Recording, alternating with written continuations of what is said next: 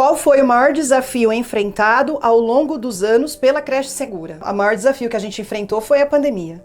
Então, um período que a gente já tinha uma carteira de clientes muito grande, muito atendimento 100% presencial, as formações eram todas presenciais para todo o Brasil. De repente o mundo parou. Aí eu olhei em volta e falei, o que a gente vai fazer agora? O nosso trabalho é 100% presencial. Na época da pandemia, né, no ano de 2020, a maior parte dos nossos clientes era especificamente de educação infantil. Então, é um público que tem muita mão na massa, né? A formação é muito prática, né? Troca de fraldas, manobras de desengasgo, então tudo muito presencial ainda. Então, havia sim uma grande resistência para o remoto chegar.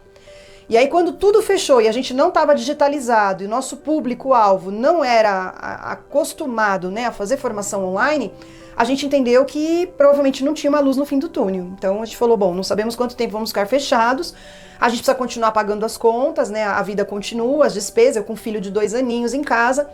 Então, olhei para o meu marido e falei, quer saber, eu vou fazer o curso do Ministério da Saúde e eu vou dar plantão na UTI. Porque naquela época o que mais se precisava era de profissionais para trabalhar em UTI, que não é um setor simples de trabalhar, uma série de equipamentos, uma série de complexidade. E eu sempre trabalhei com paciente muito crítico e eu tinha muita experiência. E foi essa decisão que eu tomei e eu fui aprovada em 2 hospitais.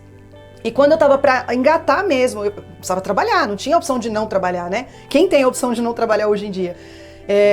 Uma gestora de escola me mandou uma mensagem e falou, Letícia, eu sei que a gente ainda não tem uma previsão, estamos todos muito assustados, mas eu queria saber se você já pensou como é que a gente vai fazer para reabrir, porque eu imagino que a gente vai ter que seguir uma série de procedimentos.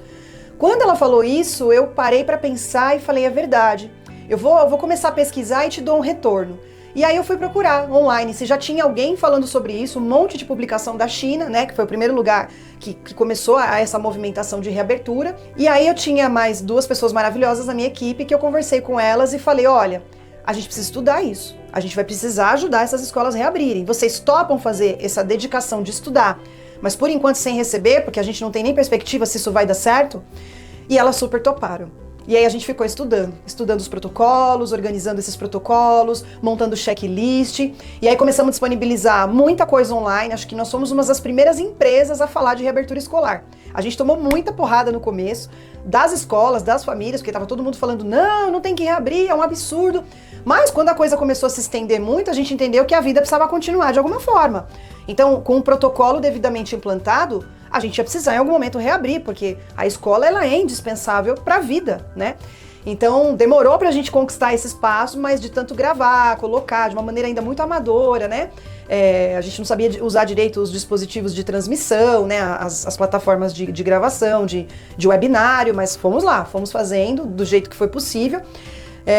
E fomos sensibilizando muita gente, até que algumas escolas pediram uma assessoria para reabrir, porque elas realmente não estavam dando conta de administrar tantos protocolos e não sabiam como organizar as coisas.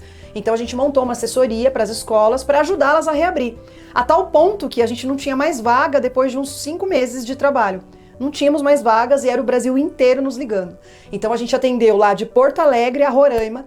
A gente atendeu todo o Brasil e a gente tem muito orgulho de dizer que nós fazemos parte da história de muitas escolas brasileiras, porque a gente ajudou muita escola a reabrir e a gente aprendeu com muitas escolas e a gente fez muitos parceiros por esse país.